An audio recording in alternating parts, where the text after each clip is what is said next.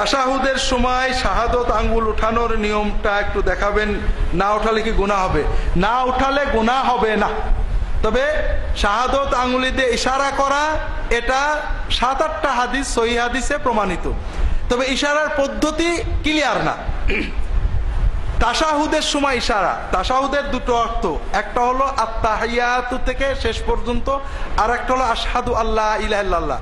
কেউ আশহাদু আল্লাহ ইলাহা ইল্লাল্লাহ ওয়া আশহাদু আন্না মুহাম্মাদার রাসূল এটুকু ইশারা করেন, কেউ আশহাদু আল্লাহ ইলাহা দিয়ে নামিয়ে নেন, কেউ প্রথম থেকে শেষ পর্যন্ত একই ইশারা রাখেন, কেউ হাত নাড়ান।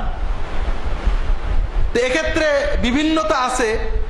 আমি যেটাকে সবচেয়ে গ্রহণযোগ্য মনে হয়, আত্তাহিয়াতুতে বসার শুরু থেকে সালামের আগ পর্যন্ত দোয়ার সময়ও ইশারার কথা হাদিসে আসছে।